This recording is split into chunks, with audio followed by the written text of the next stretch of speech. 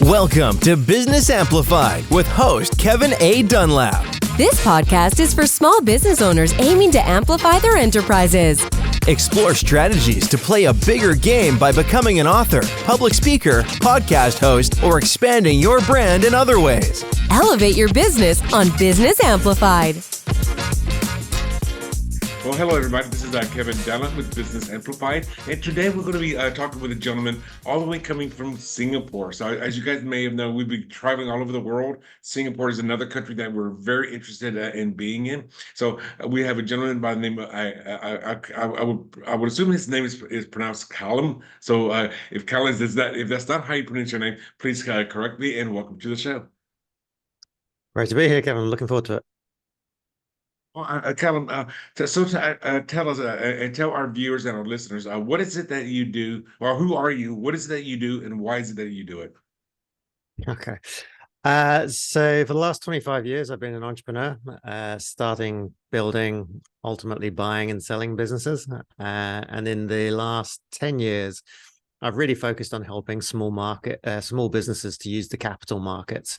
So taken over 100 companies public through various vehicles using M&A, mergers and acquisitions structures. And then I still keep building companies on the side as well. So I have a business I started about 18 months ago to help women, minorities, and first timers to get their first board seats, which is going incredibly well. And we place people all over the world and train them up on how to be great board members. And yeah, written a few books along the way, as share my knowledge with people that are up and coming, and hopefully they can avoid some of the many mistakes I've made along the way.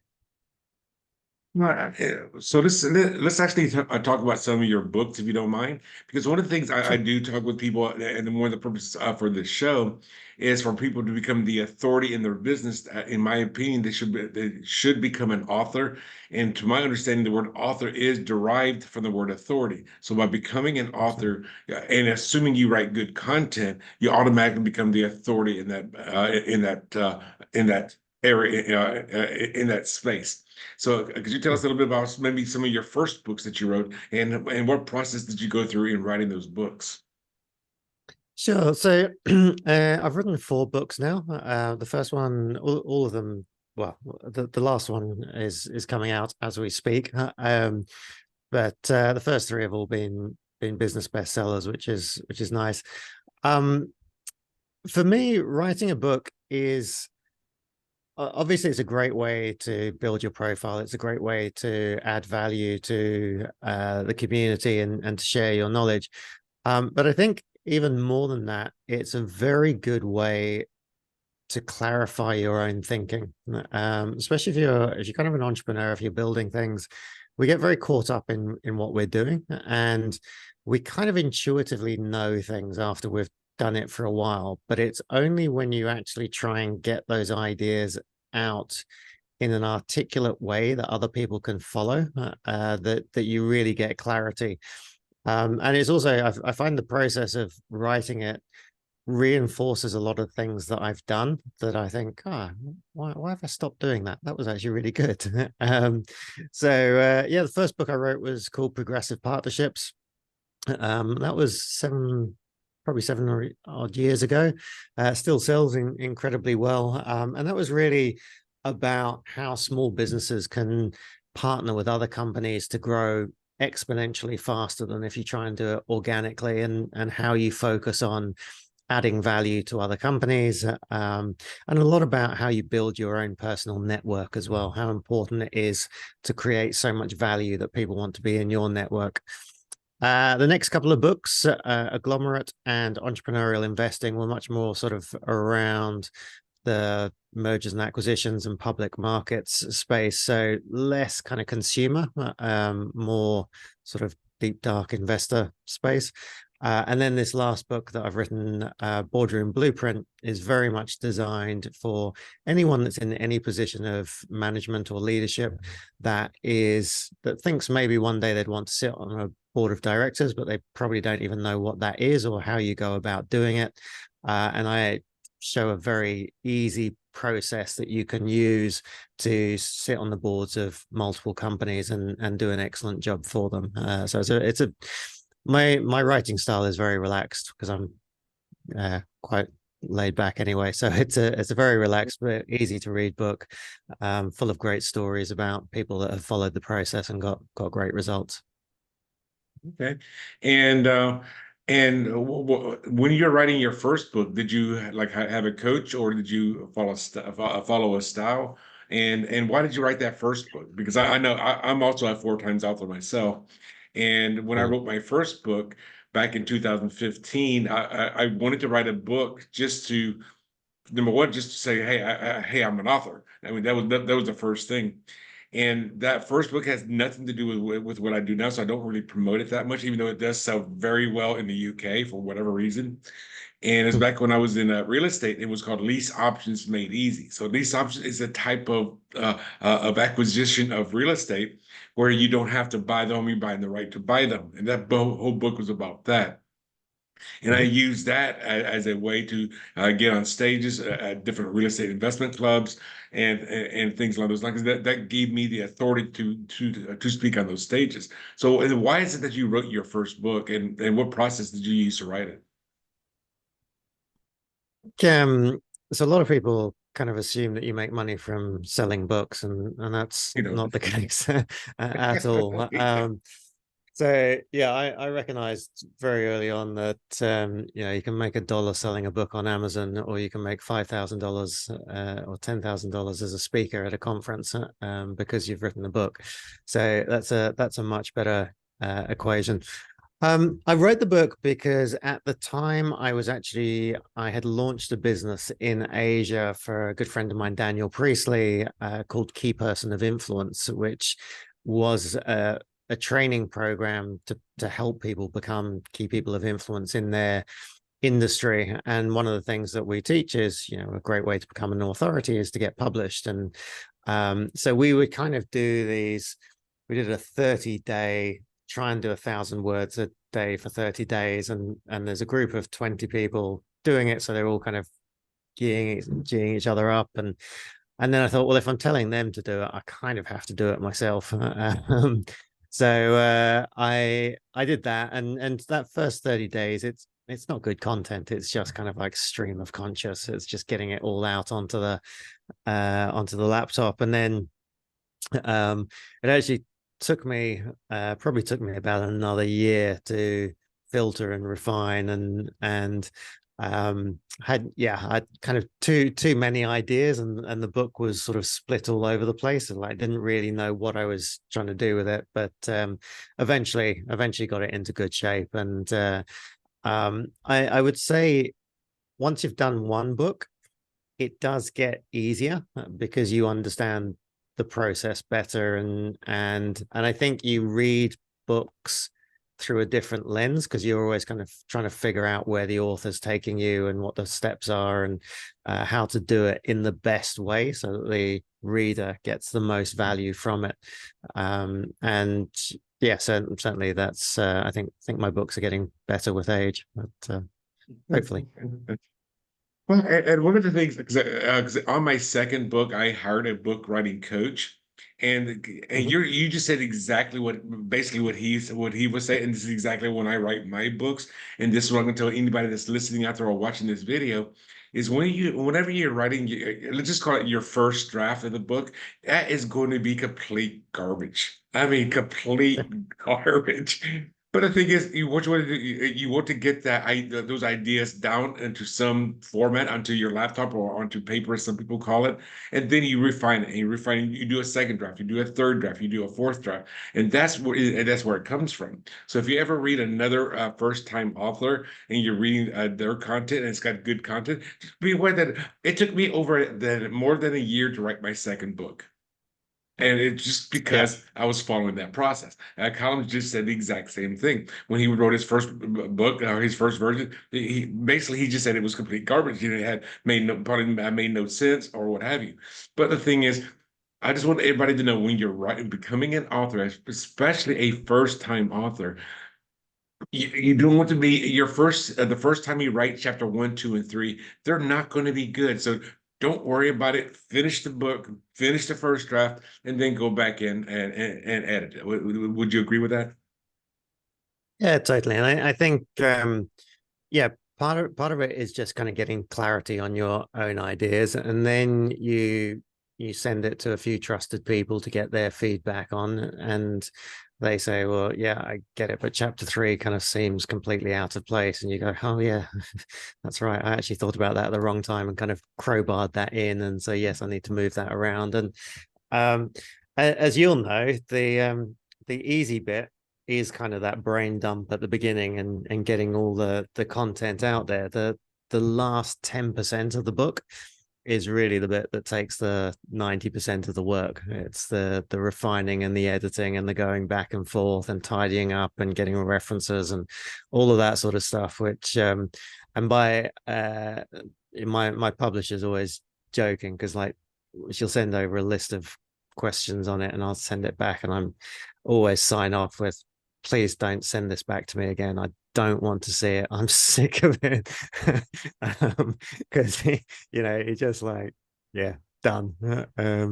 But anyway, it's good. And look, there is no better feeling. I've had something like 200 pre-reviews, 5-star pre-reviews already written and sent. And my book is about how you get a board seat, and almost every day I'm getting, just from the pre-reviewers, people writing to me and saying, hey, I've just got a board seat, I've just secured a paid board seat based on what you've written in the book, and there is no better feeling. That's absolutely awesome when that happens. Yeah, and that was actually one of the things I wanted to ask you. After you wrote your first book and your second book, how did those books take you to where you are today? Because I mean, obviously there was a process that you went through to become, hey, I'm writing my first book on this one topic, to now I'm helping businesses get their board seats, as well as how people can be on different boards of companies. Yeah, I don't think the books took me through that. I think I had a career path which it's always been about helping small businesses to grow and looking at different ways to help small businesses to grow. I think I've used books as a tool to amplify the work that I'm doing and to bring what we're doing to a wider audience. And so at different times of that. So if you look at the progression of the books, Progressive Partnerships, which was the first one, is very much written for startups and early stage businesses, and this is how you scale a business. The next book, Agglomerate, was really written for well-established companies that are probably doing 5 to 50 million in revenue. The founder is still running them, but is looking for what's the next step. And so Agglomerate is about how you use the public markets in a group of companies to do that. And again, that still sells well today. The third one, Entrepreneurial Investing, was very much about talking to investors, because obviously if you're putting companies into the public markets, the next piece that you have to figure out is investors, and how do you articulate what you're doing so that investors understand it. So Entrepreneurial Investing was all about helping investors to understand how entrepreneurs create value and how they can leverage that. And then, I saw an opportunity in the market, because I was sitting on so many boards and serving so many boards and hiring and firing directors. I saw an opportunity to put people that didn't have traditional boardroom experience onto boards, and how they could actually serve those boards incredibly effectively, oftentimes much better than people that had all the sort of the right qualifications. And so I set up a training company to help people to develop those skills and to go out and do it, and have got incredible results from it, just because I saw that hole in the market. And then the book is really about, okay, through that thing, that company, Veblen Directors, which I set up 18 months ago, we've got like 100 plus clients, but we've got sort of a community of 60,000 people that are in that area. But if I want to reach a broader market, I needed another tool, and the book is the tool to take it to a much wider market. So yeah, I think the books typically sort of represent where I am in my career, and after every one, I swear blind that'll be the last one I ever write. So we'll see whether that actually happens or not. Because I know when I wrote my fourth book in 2021, I say exactly the same thing that you're saying right now. Just a few years later, I'm not writing a fifth book. I'm done with writing a book. I'm going to focus on other things. But who knows? A year from now, I'm going to be saying, I really need to write a fifth book. So you just never know. But the thing is, and you're kind of saying the same thing of the same experience that I was going through, because each book that I read was where was I at that time in my life, and then it was just to articulate and to put everything down onto page, and then we knew what's going on, which therefore became the construct of however you're doing business at that time, or possibly even later on. So the book was just a great way to put all your stuff together. And then, I mean, not only does it make you the authority, like I said earlier in the show, but it also helps you build your clarification and how you do things. Yeah, would you Yeah. say now? Yeah, no. Now, there's a book out there that I highly recommend to anybody that's thinking about writing their first book. It's called "Book the Business." Have you read that book, Colin? No. You have not? Okay.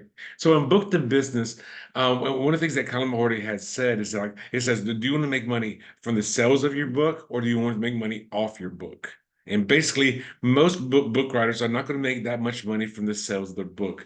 But the thing is that book opens doors to other opportunities, like getting on stage, or creating a program, or creating something along those lines. Would you agree with that? Oh, totally. I mean, and the reason that I've been approached by publishers to write for them, but it doesn't make financial sense to do that because A, I can promote my own book better than they can, and B, I actually want to give away as many copies of my book as I possibly can. So, for example, I'm speaking at a conference next week. I speak conferences all the time, but when I do, part of the deal that I set up with the organizer is that each of the attendees gets a free copy of my book, because I don't care about making 50 cents or a dollar on every book. I know that they're going to read the book, they're going to want to invest in one of my companies, they're going to bring a company to me, they're going to want to join the training program, they're going to introduce me to an organization that they're a part of that might be interested. And so the returns are many times magnified than trying to flog a book for $20, of which you see $1 of it or something. It's just I much rather give them away and get them into the hands of as many people as possible. It's there's no point being the authority if only 10 people know that you're the authority. It's you want as many people as possible to know.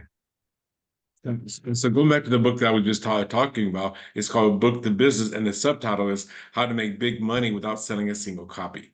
And it is all about not being greedy. So I have to make my 50 cents or a dollar on this book. I'd rather give you my books, especially if it's going to be an ebook. And so there's absolutely no cost to you.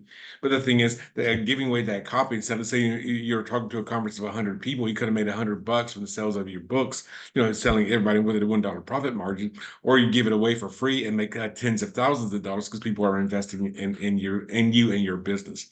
So I want to make sure that everybody that's listening to this sees that somebody, just like myself, that giving away your book is probably one of the best ways to make great money from your actual book. Yeah, I mean, as long as you've got something behind the scenes, you've actually got a business program or and the something. opportunities. Yes. No, absolutely. So tell us a bit more about how you work with these people and helping them get onto the boards of these companies. I mean, because that's the main thing you're doing now, or is a bigger thing more about is helping them to go public? So I kind of have the core business is doing mergers and acquisitions, but I have a team that takes care of most of that. The Veblen Director Program is very interesting because it's we show people how to get themselves onto So a lot of people kind of assume that, hopefully they'll be on the board of directors in 20 years' time. Someone will tap them on the shoulder and offer them a seat. I don't really know what that means, but it sounds like a good thing to do.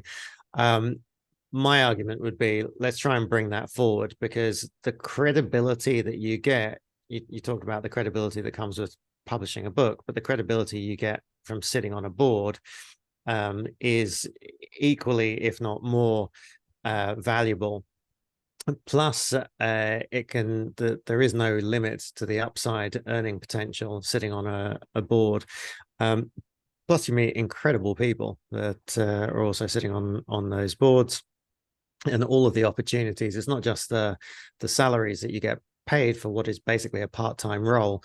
It's all of the business opportunities that come with that. So what we do is we help people to set up advisory boards for small companies and startups. And I think every small business should have a board of advisors. I think it's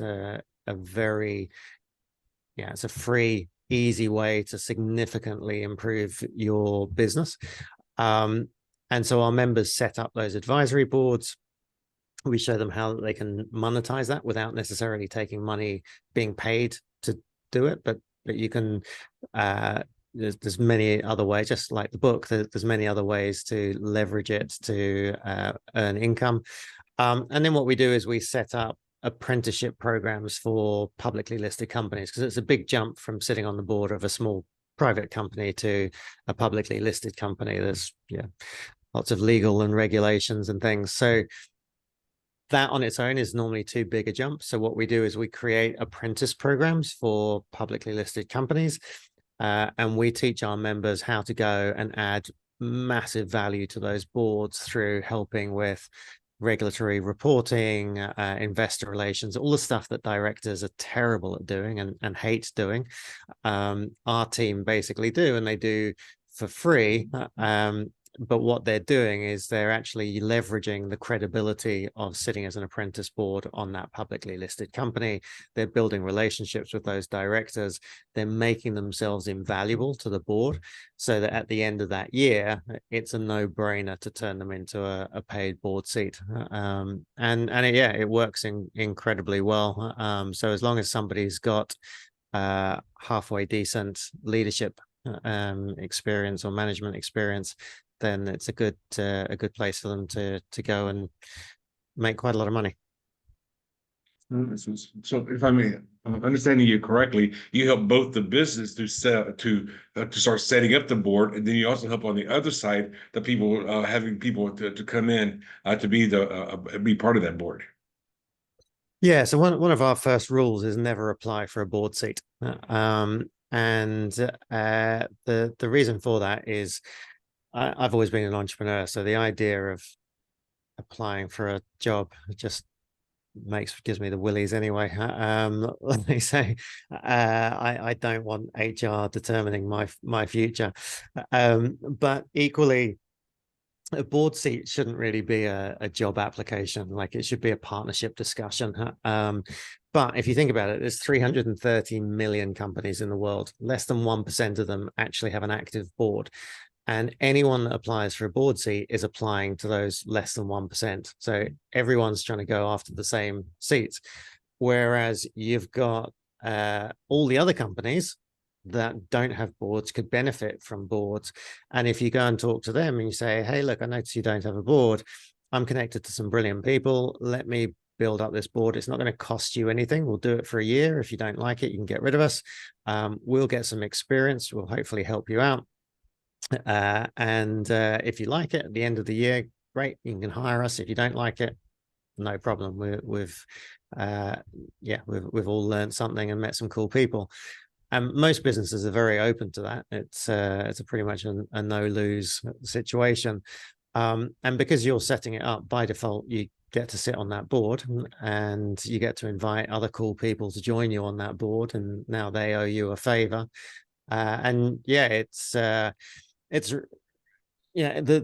title of the book is Boardroom Blueprint: How to Get a Board Seat Within 60 Days. And that's our target, is to get all of our members onto a board seat within 60 days. And Most of them are on at least one, sometimes two by then. We had a gentleman in the US who had watched one of my webinars on the topic, and he reached out to me. He said, "Look, this sounds fantastic, but I'm retired. I'm 70 years old. I think I'm probably too old for this game." And it turned out he had been quite a successful entrepreneur, but he was now retired, and he kind of wanted to give back and didn't know how to do it. So I said, "No, look, this would be perfect for you." And he joined three small companies, three early stage companies within 3 months of joining the program. But what he did was every week he blogged about it on LinkedIn. So he just said, "Look, this is what I'm learning." And then he was sharing his learning, like, this is how I want to add value to these companies. And after the third month, an HR director for one of the S&P 500 companies, I can't tell you which one it was, but an S&P 500 company, one of the biggest in the world, reached out to him and said, "Look, we found your blog on LinkedIn. We love what you're doing. Would you like to come and sit on one of our boards?" And it wasn't their main board, it was their second tier board. And he interviewed for it, and they offered him $168,000 a year to sit on that board. And he turned it down because he was already making more money and having more fun working with the three small companies. So all of that happened like literally 4 months from watching the webinar to, and look, fair play to him. He did everything that we suggest you do. And he had that entrepreneurial nous that he knew how he was able to monetize the situations that he got himself into. But yeah, we have career employees that come and have got some incredible board seats in a very short period of time. So it's a very inspiring network to be around. And obviously my day job, my main partnership is putting together mergers and acquisitions deals. And so if we can put a few thousand people onto boards around the world, that's quite a useful network for what we're doing in the day job as well. So yeah, it all kind of supports each other. And what kind of company would you suggest, or who do you work with that should have a board? I mean, how big is the company? And is there any a certain industry that they should be in or should not be in to have a board? Look, if I'm starting a new company, the first thing I do is I pull together a board of advisors before I do anything else. I'll write a one pager on what I think the idea is, and then I'll go and find 3 or 4 people, and I'll say, "Hey, look, I'm thinking of doing this. Would you mind being on the board of advisors? I'll buy you a coffee once a month and just ask you some questions on it." That's it. Then when I go to my first client and say, "Hey, I'm thinking about setting up this business. Do you want to join the waiting list? By the way, I've already got these people, this guy from Microsoft and this guy from this company and this guy from this company on my board of advisors." It gives me massive credibility. And of course, they'll also give me ideas, and they'll say, "Look, this bit's good, but that bit will never work. And by the way, you should talk to this person." And yeah, so I genuinely think that every small business should have a board of advisors. I also think that any entrepreneur should sit on the board of somebody else's company. I think when you're an entrepreneur, you get so caught up in your own stuff, and you think that you're too busy to even think about anybody else's. But when you go and sit on the board of somebody else, you now have a responsibility to the stakeholders of that business. And it's the first time you have to think holistically about somebody else's business. And that's very healthy, because you see that actually they're dealing with a lot of the same problems that you're dealing with, but they're solving them slightly differently. And there's other cool people on the board, and you see how they handle that. And you take that information back, and your own business gets much, much stronger because of it. Because these people, like you said, "Hey, let's just meet once a month. I'll buy you a coffee." The business owners technically, maybe they're buying the coffee, which says what, 5 to 10 US dollars, and that's their only investment. And it's kind of like, to me, it sounds like it's also kind of like a mastermind where you got outside people. Yep. Or sharing their ideas with you about your business, and they could be sitting on your board, and you could even possibly sitting on their board. Exactly. Yeah. Look, and look, actively advocate when you're starting on this journey, keep it as informal as possible. Don't worry about contracts. Don't get caught up in expectation. Like, just keep it very informal. But there's a big difference. So the way I pitch it to you is, hey, let's just connect for a coffee. I'll bring in some cool people. We can do it over Zoom. We can each buy our own coffee. That's fine. Just basically, I'm holding you accountable to what you said you're going to do, and if I can connect you to some cool people or give you some bits of advice, that's great. It's not the end of the world. But if I then go onto LinkedIn and update my profile, I'm now having monthly coffees with Kevin. Nobody's going to be impressed. But if I update my LinkedIn profile and say that I've now joined the board of directors for Kevin's new company, suddenly your network views you through a completely different lens. So if you've been, if you're an accountant sitting there and being overlooked for promotions for years, and then suddenly your team sees that you're now sitting on the board of advisors for a different company, it completely changes the way they think about you, because now somebody has offered you that responsibility that you're not getting internally. And what happens is, when you make that post on LinkedIn, it will probably be the most active post you ever make on LinkedIn. All of your network, oh, congratulations, I had no idea you're interested in this. Let me introduce you to this person. And by the way, like, I didn't even know that you could do this stuff. Like, I've got a company that you'd be really great for. And so many opportunities come once you get on the bottom rung of that ladder. And so, yeah, it's the whole sort of book and the whole course is all about making it really easy for people to get onto that bottom rung and then rapidly ascend it. Well, and I really like that idea, because one of the things I don't share very much on these podcast shows is that I do have a person that I talk to on Wednesday afternoons. He lives in Texas. I live in North Carolina, both in the U.S. And we call each other's accountability partners. But I can now see, like, well, he can actually now be part of my board of directors for my company, and I can be a board of advisors, not directors, for his company. And then it's just like, like you were just saying, bring on 2 or 3 additional people at the same time, or even at different times. I mean, now, would you advise all the advisors come together in one group meeting, or do you still advise maybe even doing one-on-ones with each of them? So generally speaking, I advise try and make it a monthly thing, because so you can still have your weekly accountability calls, but for the board, what part of it is that you're also trying to teach the business that you're on the rhythms of business. Oftentimes, especially young businesses and entrepreneurs, they're a little bit kind of all over the place. Pulled in every single direction. If you look at best practice of all big companies are governed by quarters and monthly reports and month end, and it's also you're also trying to educate them on why this works, and you're a busy person. Like, you can't just drop everything when the founder calls you. So if I'm doing this, I'll say, okay, look, we've got 1 to 2 hours once a month. More than happy to help you in that time. If you need my help outside of that, that's a different conversation. I might need to charge you for that. But as an advisor, I'm more than happy to help you in this time. And that means that you're not kind of getting, nobody's exploiting the situation, or if they are, they're paying for it. So it keeps everyone honest. And I'm glad that you're sharing that, because one of the things I thought about when we first started talking, or one of the things you started talking about the board of advisors, I was thinking the board of directors, and I'd see a big conference room, everybody wearing suits and stuff. Like, it doesn't have to be that way. It could be very, very, very, or it could be on a Zoom call. It could be at a Starbucks or some other coffee shop. Yeah, look, I mean, one of the and it can be international as well. That's the other thing. Like, one of the benefits of COVID was that most board meetings now happen on Zoom.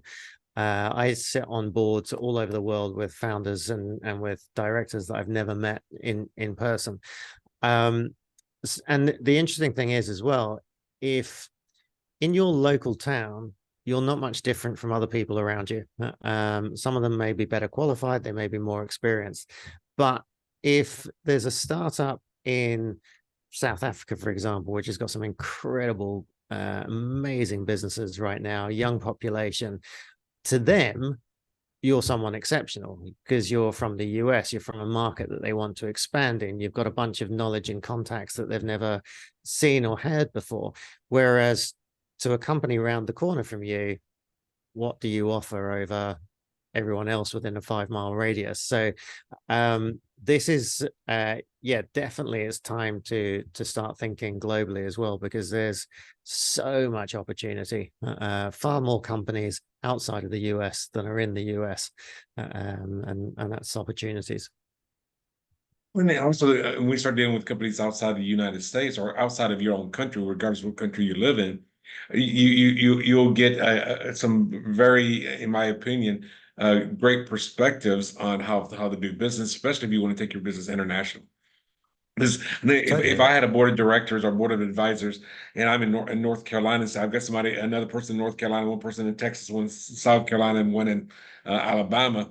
That's still very narrow. I mean, that's just a regional thinking. Like, how do they know how to do business in Canada or in the UK or in Australia or in your country of Singapore? What do Yeah. they know about that? And they're just not going to have that kind of. They're going to have a limited experience. So I like Yeah. what you said there about to definitely be considering being trying to building your board on a international basis.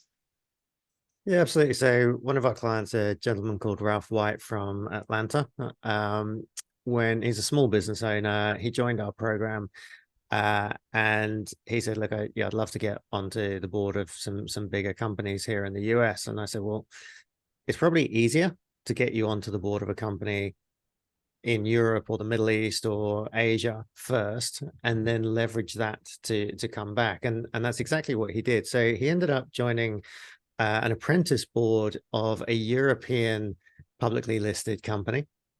Did an incredible job for them. And then there's a sports and entertainment company in the US that went public. And because Ralph had done, and he'd done a bunch of very cool ESG reporting and things for this European company, and they'd heard about that, and they invited him to come and sit on the board of directors in the US. So exactly that, like, and they never would have heard of him otherwise. It was because he had that international experience that he became valuable to them. So yeah, it's funny how it works. And so I know we're getting a little bit late on time. If somebody wanted Yeah, to nice. start their own board of directors, or somebody's saying, "Hey, I want to sit on somebody else's board of directors," how can they get the process started, or how can they get a hold of you so they can either buy one of your books or start to invest in one of your programs? How can the listener do that? Well, I can't really sit on your podcast and say how willing I am to give everyone free copies and then try and sell them a copy of my book. So if they if your listeners go to the domain of my book, which is boardroom-blueprint.com, there's an opportunity for them to actually download a free copy once it goes live. So it's all there, and you can read all the reviews and everything else. But yeah, that's the best way. Or you can reach out to me on LinkedIn, mention this podcast, so I know to accept your connections. So Callum Laing at LinkedIn. I think I'm the only Callum Laing. And yeah, love to hear from people and see how we can help them. Okay, so again, just to reiterate, you can find him on LinkedIn. His first name is Callum, Callum, last name Lang, Laing, and just mention Business Amplified, that you heard about this on Business Amplified podcast, and that he will know that because I'm sure he gets a free or connection requests all the time on LinkedIn. So at least by you putting the name of this podcast in your connection request, he knows that, hey, this is a person that listened Just to someone to this accept. show. Yeah, And then exactly. he also has a URL called boardroom, then the hyphen or the dash blueprint.com. So this, at the time of this recording, the book has not been released yet, but by the time you're listening to this recording, the book will be Shipping. already released. So go ahead and Yes. just go to boardroom dash blueprint.com. And again, you can find him on LinkedIn. Yeah, so Callum, any last things that you want to share with anybody before we go today? No, I think, look, you started this call by talking about using books as a way to build authority. And I think generally, whether it's books or going on a podcast like this, everyone has unique experience. And one of the things I try and teach with the boardroom stuff is that people always focus on what they haven't got. But actually, there's a company out there today that would desperately love to connect with you, your background, your geography, your industry knowledge, because they don't have that.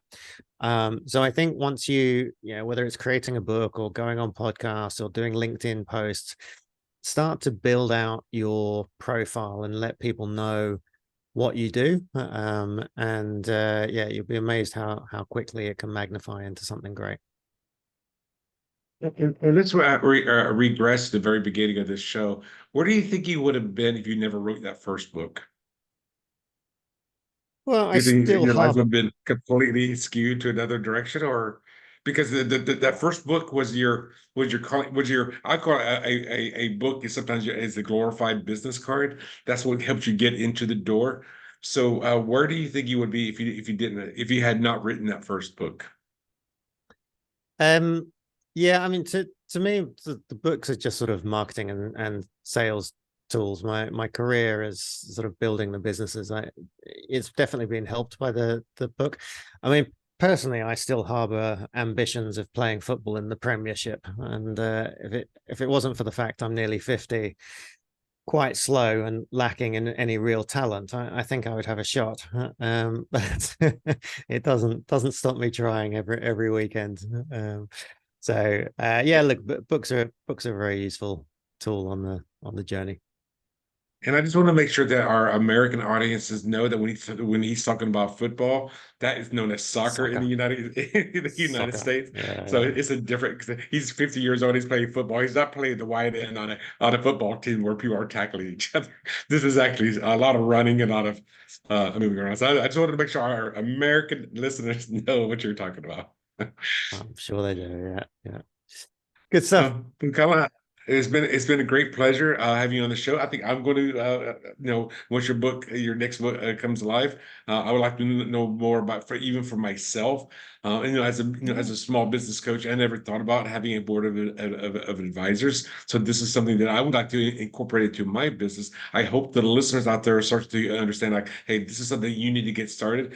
And it seems like it doesn't matter what kind of business that you have. So you could be a solopreneur, you could have a restaurant, you could have a store, you could have an online business.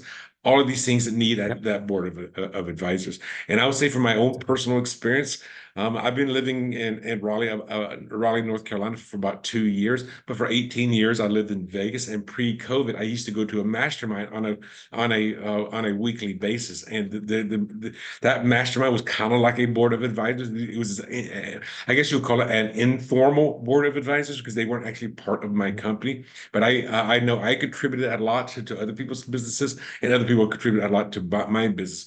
But going by what Callum's saying is you should actually formalize it. It doesn't have to be contracts or things like that, but it's going to be an understanding of people that are coming together to give you ideas of how you can be more effective in your business. Absolutely. Yeah. Okay. Well, Callum, again, I want to say thank you for being on the show today. And you already shared your last word. So everybody, I want to say thank you for listening to this podcast. And until next time. Be amazing. Yeah. Thanks for tuning in to another empowering episode of Business Amplified with Kevin A. Dunlap. If you found value in today's insights, don't forget to subscribe, rate, and share the podcast. Keep amplifying your business. And remember, your success journey is our inspiration. Until next time on Business Amplified, go out there and make your business thrive.